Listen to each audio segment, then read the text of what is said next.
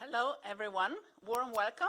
After the coffee break, I hope that the networking was super successful, because this is the aim of events like this, to find people, to connect, and to start collaborating. So my name is Ladea Godina-Košir. I'm the founder of Circular Change, private nonprofit organization based in Slovenia, but working, I can say, globally. And at the same time, as Frick nicely pointed out this morning, I'm also the co-chair of European Circular Economy Stakeholder Platform. So I'm more than happy that today we can discuss a super important topic, and that is what is actually the role of network governance and of so-called circular diplomacy. We have heard a lot about that, what should be done, what needs to be done, and so on and so on. So sometimes when we are out of this circular economy bubble, people are saying, oh, there is a lot of blah, blah, blah. So I'm wearing also the jacket with blah, blah, blah today, because actually there is a lot of blah, blah, blah, but I still strongly believe in the power of the dialogue. But what is the dialogue? It is when we do not only speak, but we listen, and even more important, we hear what the others have to say. And this is the beginning of the dialogue and the beginning of the co-creation. Because if we only speak, and if we are not sensitive for that, who has to bring what to the table, the change cannot happen. And another thing that we have learned within the leadership group that was actually focused on the power of network governance, on the role of hubs within the ESEPs, was also that the hardest thing is how to collaborate, but really to collaborate, because it demands to step out of the comfort zone. And we don't want to step out of the comfort zone. It's completely human, because it means disruption, it means we have to change.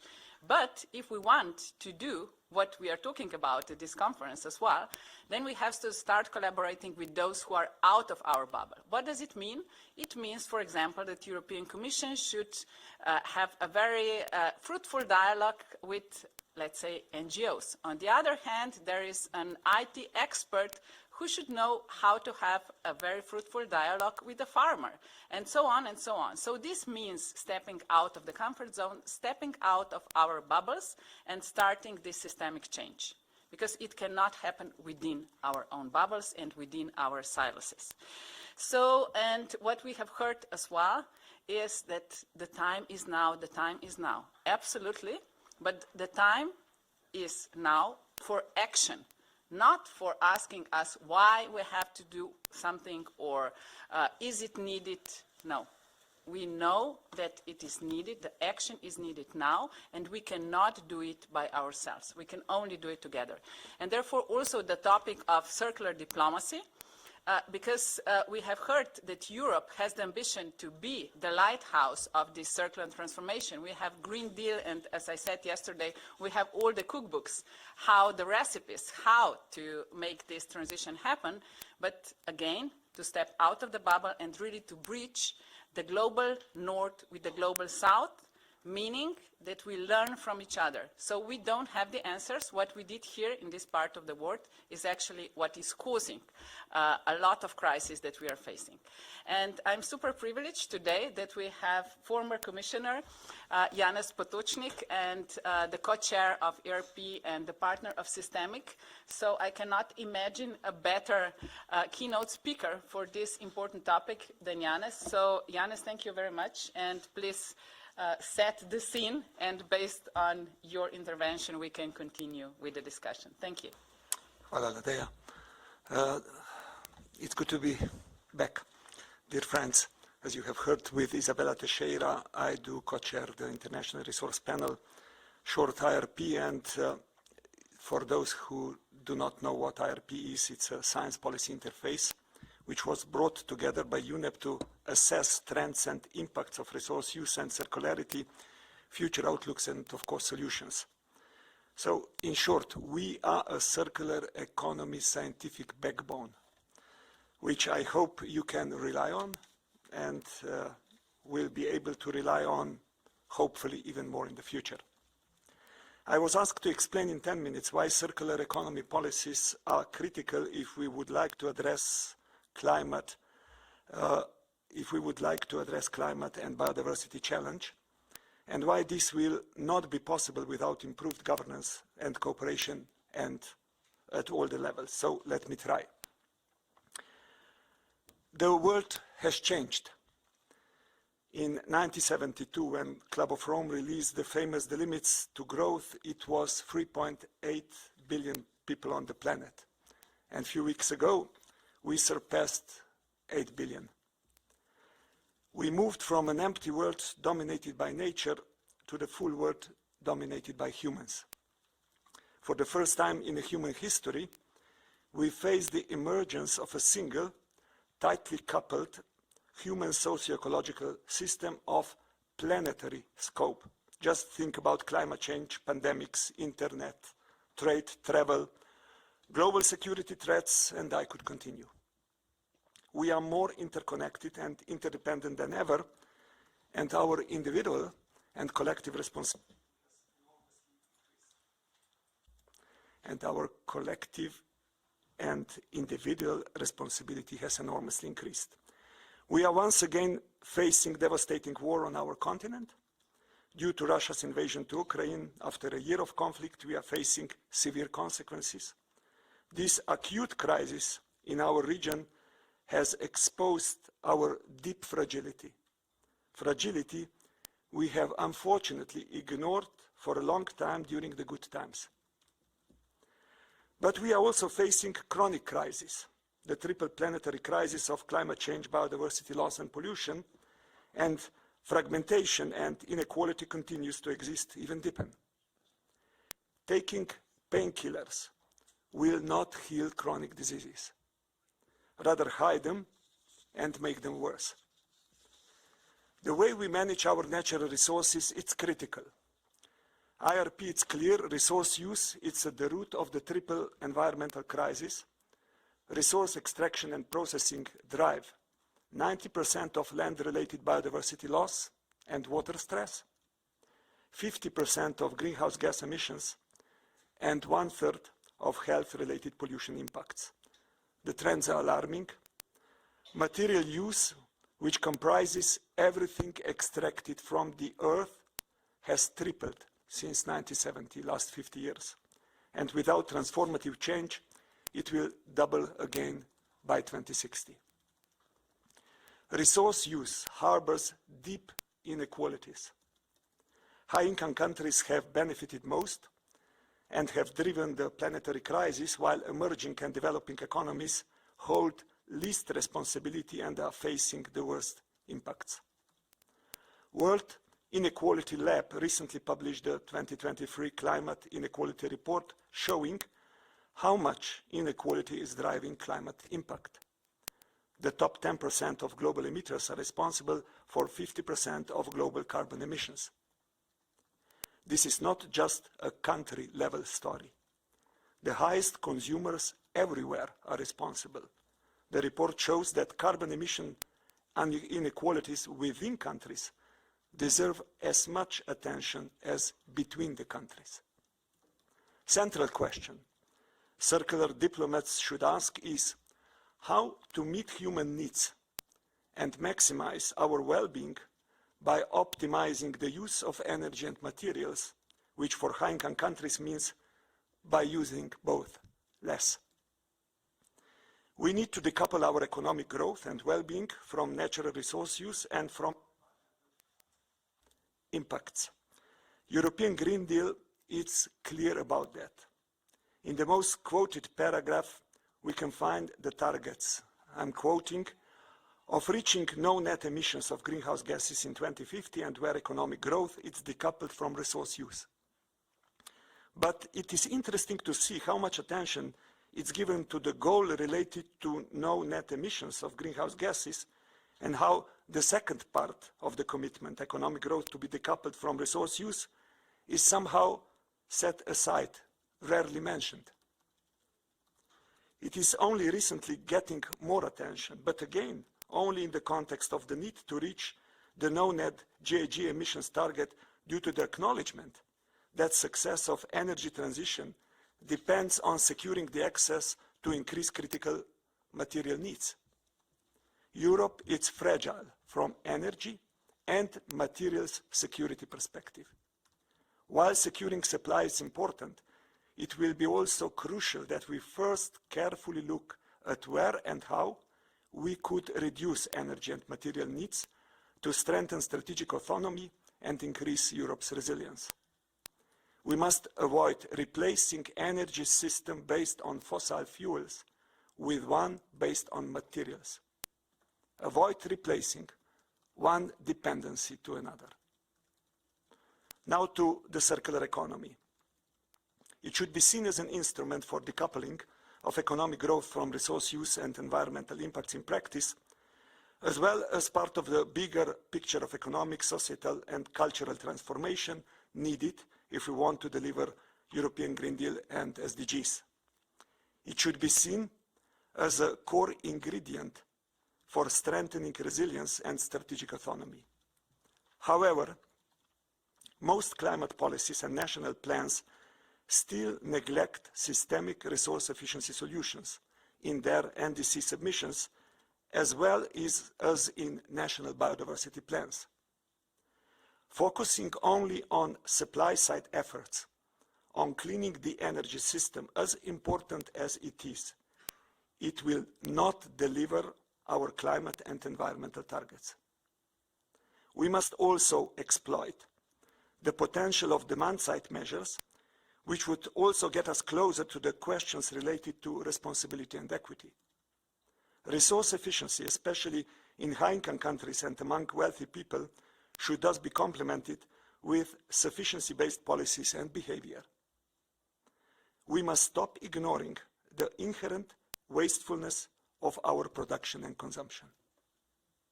For example, it would be in vain to decarbonize the production of steel, as important as that is, if it is used to produce underutilized cars and empty houses, which contribute to traffic and property market bubbles, but not to the real social prosperity. We must reduce our material consumption footprints.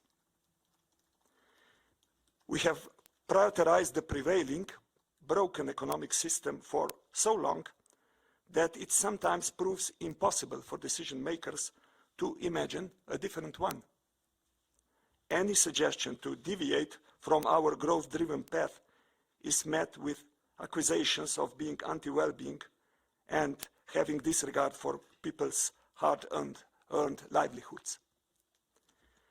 I hope I have listed enough convincing reasons for the need to strengthen the presence of our circularity logic. And no doubt, for that, we would need to activate all forces on all the levels. We would need to critically improve our governance and impact, starting with our own responsibility as individuals and ending, of course, at the global level. As consumers, we must behave responsibly, no doubt, and we must be well informed. But when addressing consumption, I do not want to point the finger only on consumer, as important as choices we made are. Many consumption-related questions are in the hands of policymakers and producers. Consumers are confused. We ask them to behave responsibly, but market signals are sending them in the opposite direction. We have to pay more for healthier and environmentally responsible products, and it is on policymakers to fix that. We are also bombarded and manipulated by commercials from producers. I have picked this message a few days ago at the Brussels airport, working hard to bring you a new shopping experience. A lot could be done also on a local and cities level. The local authorities and city mayors have high-level autonomy to move their region or city in the right direction.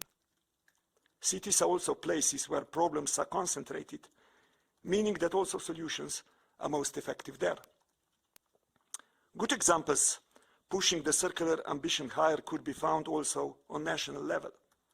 As part of their program to deliver government-wide program for a circular Dutch economy by 2050, the government of Netherlands has a bold target to reduce raw material consumption by 50% by 2030. As well as examples from governments, knowledge from civil society organizations can guide action. A piece which recently inspired me most was WWF Norway's report, Halving the Footprint. There are also important examples on regional EU level, contributing to the circular economy ambitions. European Circular Economy Stakeholders Platform, it's one of them. But those establishing important collaboration examples, like this platform, are also obliged to make best use of them, which is not always the case. I have started my talk by pointing to the fact that the world has changed, that patterns of governance established in the past are simply not anymore fit for purpose to address the challenges we face.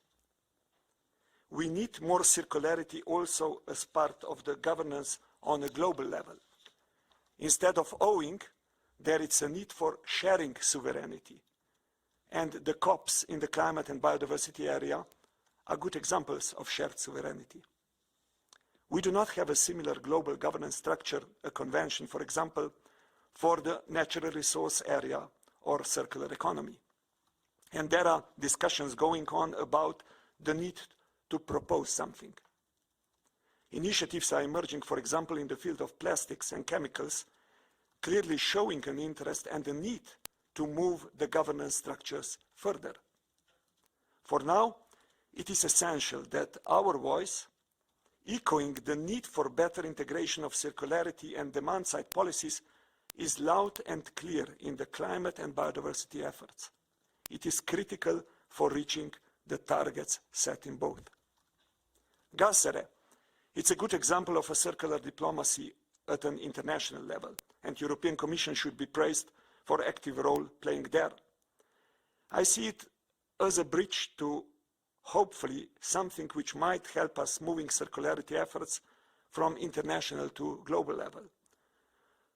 World Circular Economy Forum, as well as World Resource Forum, are also promising international resource and circularity initiatives. Also efforts linked to G7 and G20, being the major producers and consumers, proved to be potentially very effective. At least that is our IRP experience. Finally, on all the levels, one of the most important and convincing ways to come closer to citizens and make the transitional efforts concrete, tangible, and understandable are the case examples which could be replicated and scaled up. Only that those cases should not become the soft landing pillow to make us just feel better. They should not be used as an excuse to avoid the necessary system change. Dear friends, you can call it cooperation, co-creating, networking, hubs, actions, case examples, circular diplomacy efforts. All of the mentioned and more, it's needed to make circular transition a reality. To conclude, trying to maintain the current economic system and at the same time fixing the chronic triple planetary crisis is not consistent and just creates a lot of confusion and lobbying. Few basic shifts are needed. First, we need to shift from currently still prevailing reality, putting humans in function of economic success, to an economy which will be in function of delivering functionalities and meeting human needs. We need to set the order right. Second, we need to move from an economy considering humans as external and superior to nature, to an economy acknowledging that we are embedded with nature. Destroying nature is destroying ourselves. Third, we need to move from an extraction-based production to a circular creation-based production. We should stop stimulating extraction-based economic success and rather reward the responsible, innovative, creative ways of meeting human needs. And finally, we must fix our governance structures and make them fit for purpose. We must shift from an egoistic, short-term based interest governance structures and logic to cooperation and sharing sovereignty. We must improve our collective resilience. We need a well-designed intergenerational pact. And without a real system change, circular economy being an important part of it, we will not miss only the climate and biodiversity targets, but much more. Because, dear friends, access to and use of natural resources have been in the human history always closely related to the level of the well-being achieved, but also to stability, to security, to conflicts, wars. Just remember importance of access to land, water, oil and gas, minerals, or precious metals. The whole history of the colonialization of nature, so central to our fairness and equity. The lessons learned recently from the terrible world pandemic, the hottest summer since we are recording the temperatures, are more than convincing to understand that changing our relationship with nature, it's ultimately not environmental, but economic, equality, security, and resilience imperative. This relationship is not stable, nor balanced, and it will be resolved either with collective wisdom and effort or in a hard and very painful way, through conflicts, hunger, pandemics, migration, and again I can continue. This is the choice we have. We must broaden and strengthen the front of stakeholders advocating for change and put the current challenges in a strategic context. When we will be thinking about the next European Green Deal, if we don't do that, we will not have European Green Deal anymore. And you, by advocating for better governance and circular diplomacy, are doing exactly that. Thank you for helping us delivering the future we want, and thank you for your attention.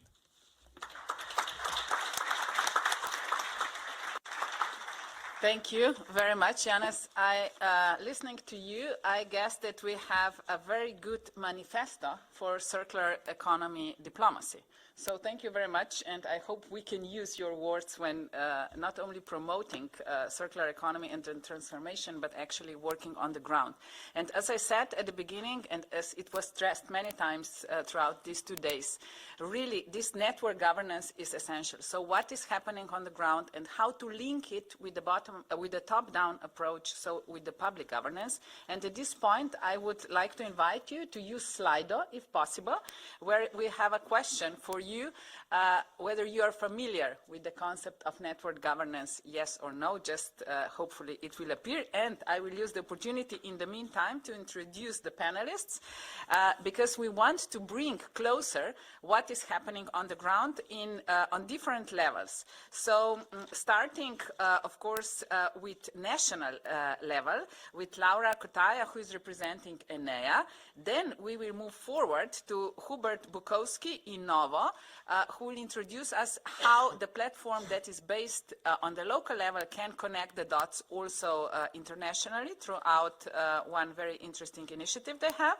Then we will move forward to Vesna Lautijar, who is joining us from Japan, who is representing Holland Circular Hotspot and ASEAN. She will present how Europe was presented in Africa as well, and how this collaboration between Global North and South can be encouraged.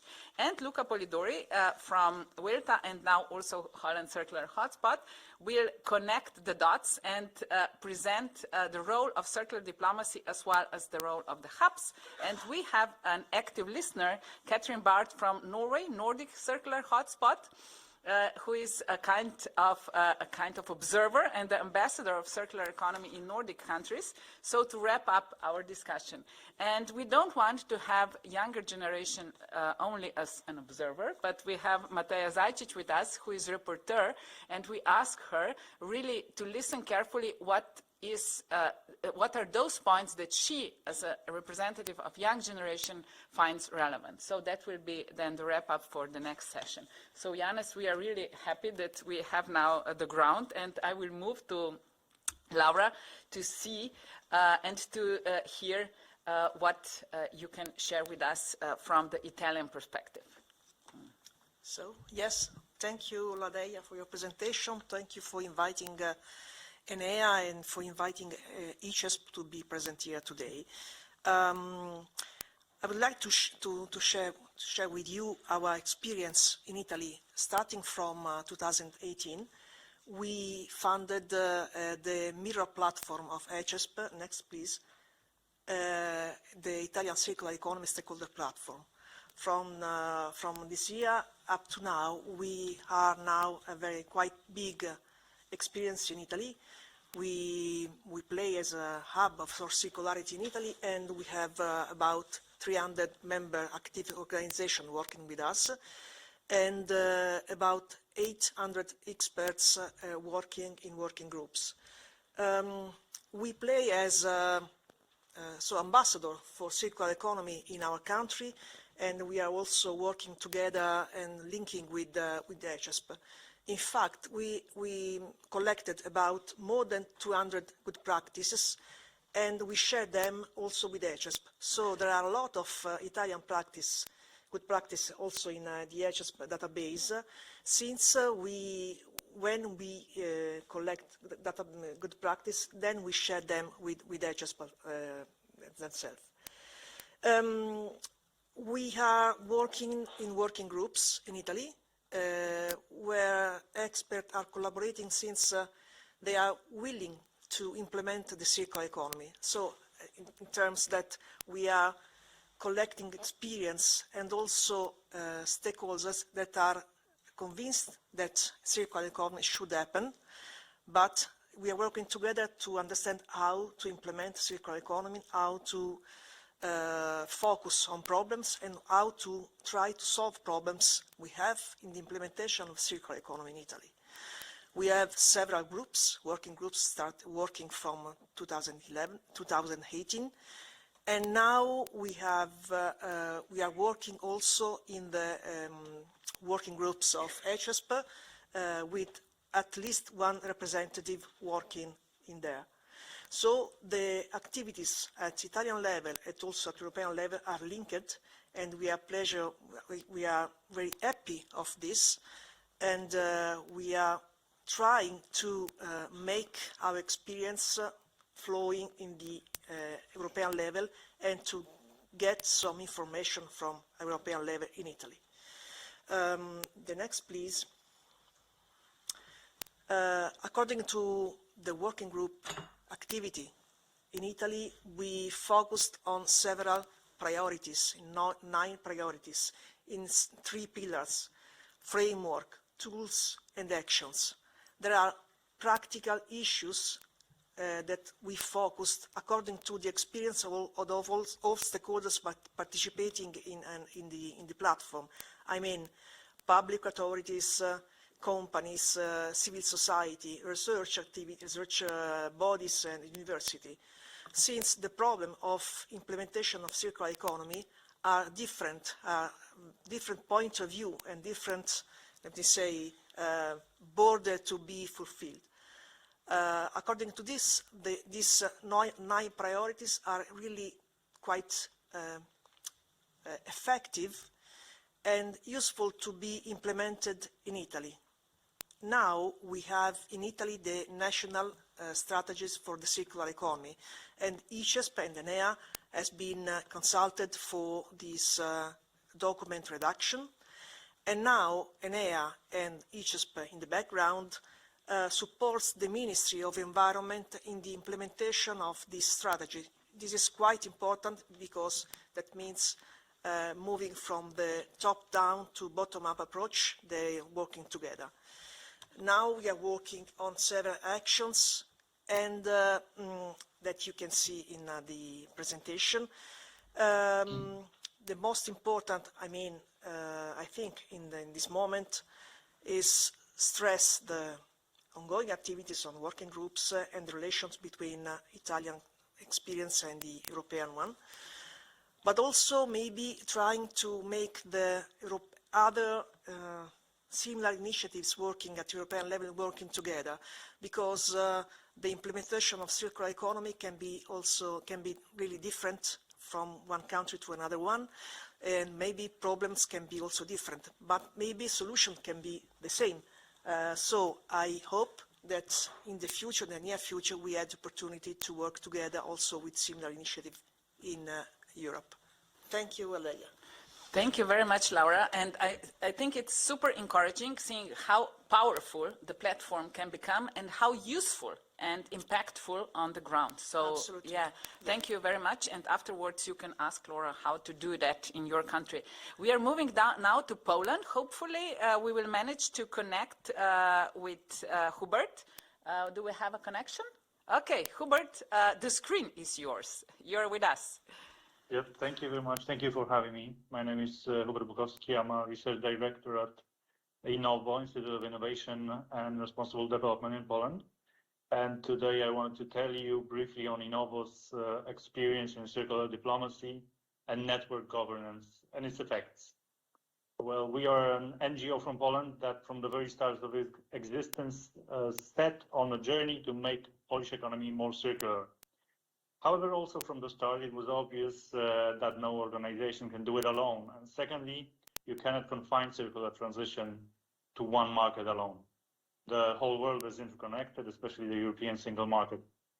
You know, the global value chains that span over continents with various entities responsible for unique phases of products and services life cycles. And this means actually that we need to cooperate not only with the leaders of the Circular Transition Pact, but cooperate with all stakeholders interested. Now, what I can tell you from our experience is that you have to do it wisely to build momentum, or a snowball effect, if you will, that gathers more and more collaborators along the way, broadens the scope of actions, increases the area of initiatives. And I wanted to tell you a little bit about this circular diplomacy phases and the snowball effect process that brought us to the place we are now. The journey started with cooperation with embassies in Poland who experience the same need for circular transition to reach beyond borders to be effective. They saw the need to build awareness on circularity and sustainability to share best practices, not only in their own countries, but also outside in Poland. And to do that, we came with the idea of Circular Week as a cooperation with inter alia embassies, a week of different events, workshops, happenings, debates, conferences that would engage circular economy stakeholders, and that's all of us. And it would build awareness around the topic that would eventually lead to genuine transition to a circular economic model. What is important, we were not only the organizers of Circular Week, everybody could join with their idea. We engaged companies to showcase their sustainability initiatives. We showed consumers how to make sustainable choices. We engaged startups to talk about their innovations, academia to show evidence for the current unsustainable conditions, as well as the need for transition. We also contacted local and central authorities to talk about the role of regulation and their support in the switch from linear economy to the circular one. The first Circular Week 5.5 years ago was a success, and immediately after it ended, we saw the need to increase cooperation on everyday basis, not only between Innovo and stakeholders, but also between stakeholders themselves. So we set up the Polish Circular Hotspot to gather all interested entities to showcase the best practices, innovation, etc. And this idea was based on other national circular hotspots, and from the start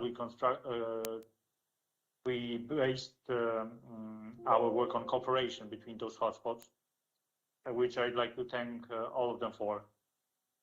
And some of the interested entities came from outside of Poland. This led to another idea. Maybe we should engage broader European audience during the next Circular Week. And this is just what we did. The next Circular Week grew tremendously, spanning 7 European countries with over 40 different events. And this eventually has led us to cooperation in the European Circular Economy Stakeholder Platform and to a place we are now. Broad cooperation inside Europe, as well as beyond in Canada, Israel, other countries around the globe, with a perspective to grow Circular Week even bigger every year. And this is thanks to circular diplomacy, cooperation, and networking. The key takeaway message from Innovo story is, as also Oliveira mentioned earlier, to talk, discuss, collaborate, push through, try new things, even when the potential of your work and its results for circular transition does not seem meaningful. If you try, you will find other similar people and organizations, and together you can achieve things you could not even dream of alone. Thank you very much for listening and for having me here today. Thank you. Thank you, Hubert. It is really encouraging because sometimes we are, of course, enthusiasts and we feel that we are planting the seeds that never grow up, but together, and if we are patient and humble as well, we see that they start not only growing, but also blooming. So from here, we are moving now to Vesna Lautiger. We have her video because she is in Japan and she prepared her message online. Please.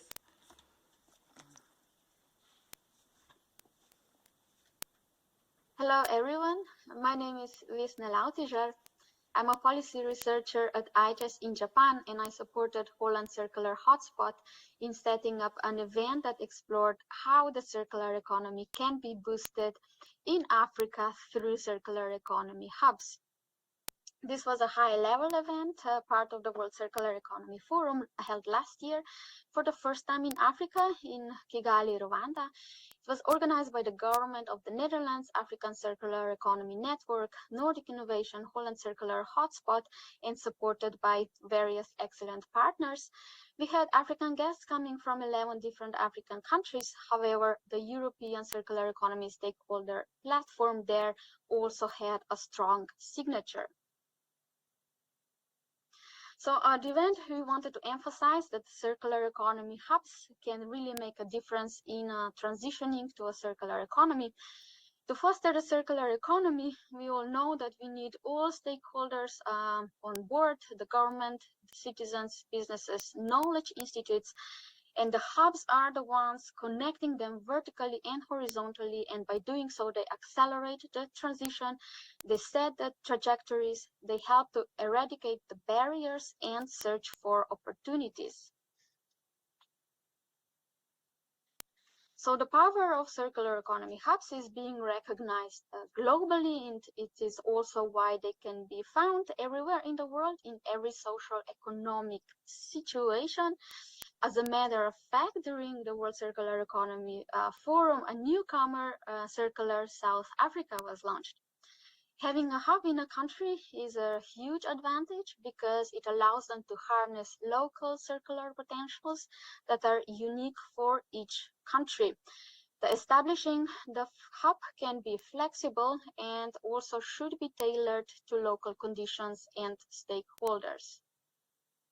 So at the event, we talked about the concrete activities of the hubs. Hubs bring the stakeholders together, they organize the events, they share the best practices and lessons learned from the entrepreneurs, they map potentials that can generate the most impactful results, they share the knowledge, do capacity building, and guide entrepreneurs to new funding schemes.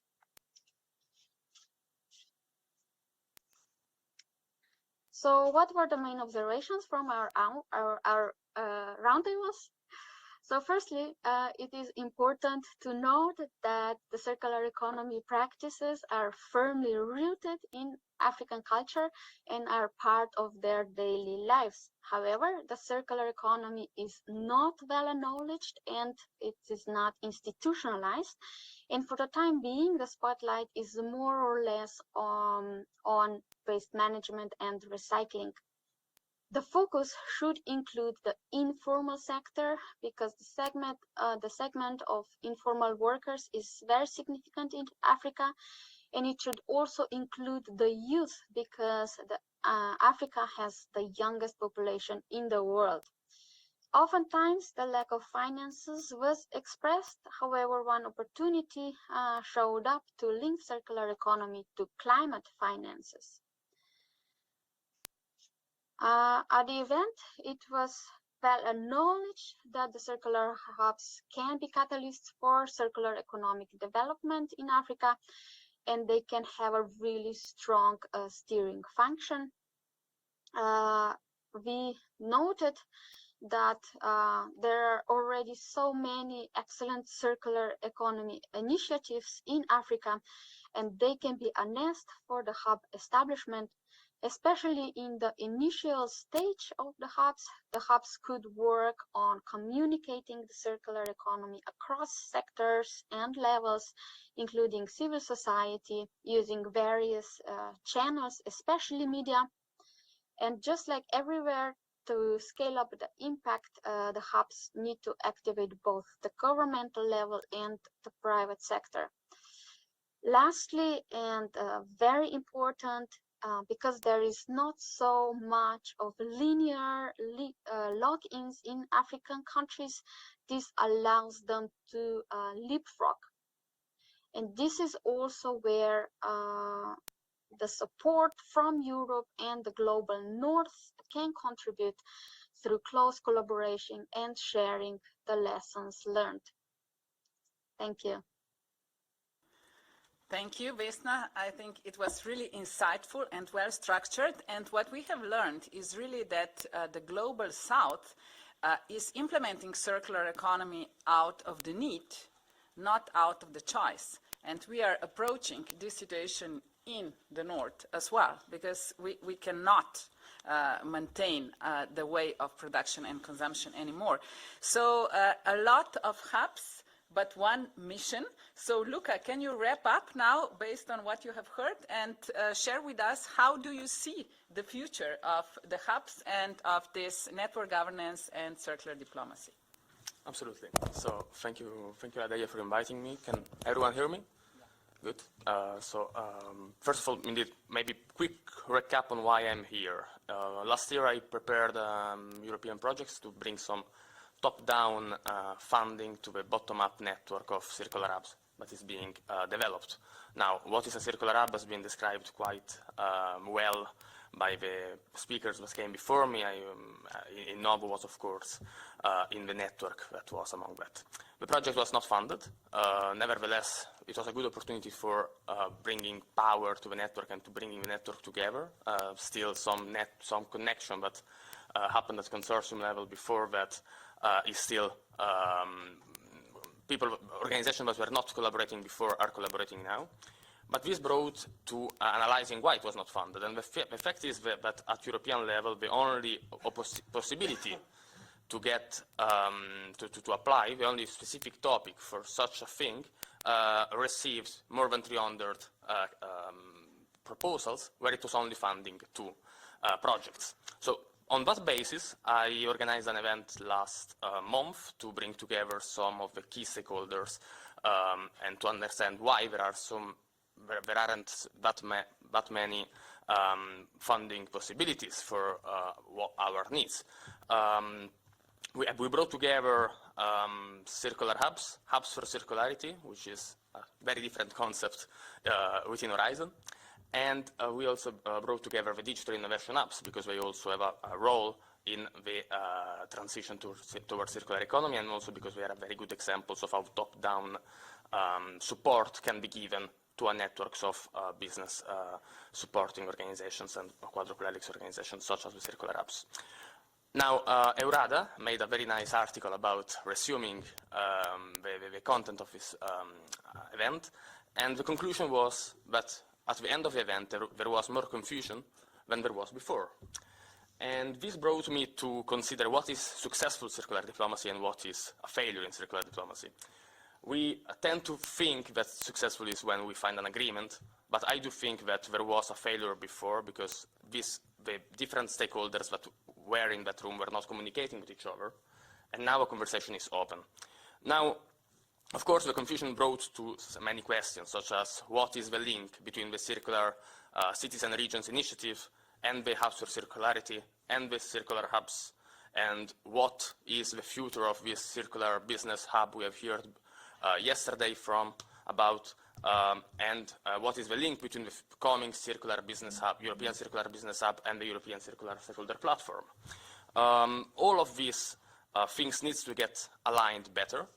We have heard yesterday from DG Environment that all the initiatives are for different audiences, but even then, the audiences must communicate more with themselves. And so we do need some more circular diplomacy, even at this high level. Now, I've been invited today when I was still doing all of this as VELTA, as Secretary General of VELTA. Now I am working for Holland Circular Hotspot in my function as Program Manager for Circular Hubs. And one of the things I'm working on is really to prepare a uniform strategy by applying circular diplomacy principles to design a fundable European change systems to support the circular and digital transition by interconnecting these different initiatives. And just to sum up, I do think that all of this, even acting at this level, playing the transition broker at this level, is a professional activity, is a professional figure. And in the era of skills, I do think that we need some more recognition around this concept. Thank you. Thank you very much, Luca. That is exactly what we need. As you said, recognition, and also these are these new professions.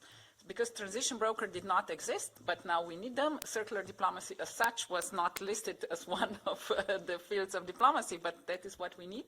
And this is what is popping up now, and we should integrate that into the system and change the system. Now to Catherine, who I'm sure will wrap up our session perfectly. So what is your perspective from Nordic side? Now listening to all that, where do you see potentials for better collaboration as well as for the exchange of knowledge, because that is the idea that we learn from each other over and over again. Thank you so much. Myself, listening to this audience and listening yesterday and today, I become more and more convinced that we truly need hubs around the world, and they are truly connected. So we remain in formal systems, but really exist in informal systems. And I see the agility and fluidity of the hubs, how they operate very much in different ways and spaces. And when they interconnect with each other, that's really a powerful learning journey. So trying to sum up the listening from this panel today, and I think I will also finalize with the words of Janez Potočnik, because I like the four-way approach for the recommendations, how we can perform the shift together. I do see I myself am a product of the circular diplomacy. I would never have had access to the learning journey that my organization and my company and my network would have been part of unless we had been part of open doors by the Dutch diplomacy, by the Slovenian diplomacy, by the Nordic diplomacy. And it's a huge reminder of the purpose maybe of the new economy in the market of tomorrow. Recalling that centuries ago, diplomacy was actually replacing war. That's where we can talk, and that's where we get time to actually learn. So I don't agree that we are into the blah, blah. I understand the criticism. I understand that with the restlessness that we need to move on. But I also see how important it is that we sit down together, listen. And what I have listened today, I'm amazed what we listened to, the performance of what has been happening in Italy last years, how you have been using network governance and really empowering Italian businesses and industries for a true collaboration game. I'm really admiring how you have been connecting to your government, because I know a lot of the hubs lack support and connectivity with their governments.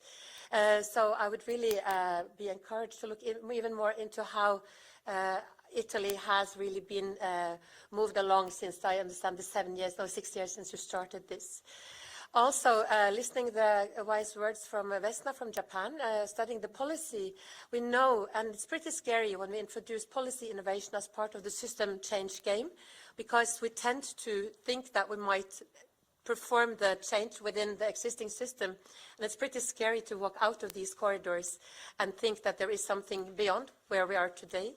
But when we do look at the policies and see that you might have the same philosophy of the policy with the different continents and markets, we might really learn from each other. And the premises that Vesna told us about, the premises of the Global South, are totally different from the premises of EU, which is now trying to be a lighthouse. I'm not so sure. Maybe your EU can be a powerhouse of the policy innovation, but we really need to connect markets with every bits and piece of our Mother Earth. Thirdly, it was really nice also to listen to Hubert Bukowski from Poland, which is really a European powerhouse in the central region of Europe, which is a major market operator within all kinds of professions and industries. Having been challenged for some decades, we really see maybe how Central Europe is really standing up and see doing strategic autonomy is not only about protecting Europe, but maybe regaining the skills and knowledges we used to have before the economy was so globalized.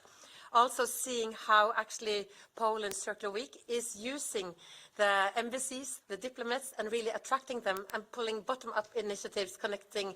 And it's been wonderful to watch this evolve year by year. And last year also have been part of the Poland Circular Week, connecting Norwegian stakeholders with Poland stakeholders, reminding these are the market operators that need to perform the change we want to see. So finally, what did I really listen? I listened to the word snowball. I believe in the snowball effect. I listened to that we also need to understand that there will be failure in collaboration, because collaboration is really, really difficult.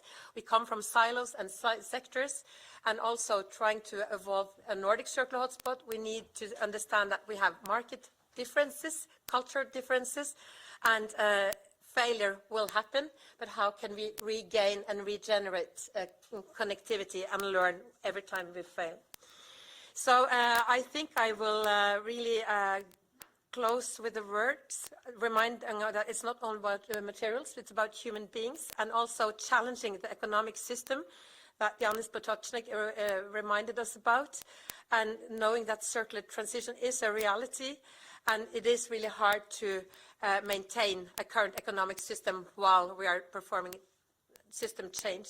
So maybe when I'm sometimes a little bit devastated, are we able to do this? I remind myself of Einstein, who said we cannot solve problems by using the same kind of thinking that was used to, that created the problem.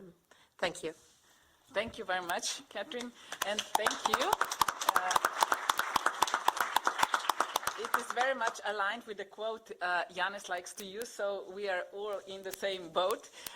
Thank you for attending this panel, and I hope that you are encouraged now that what you do has value, what you do is important, and please do connect and do keep the spirit high.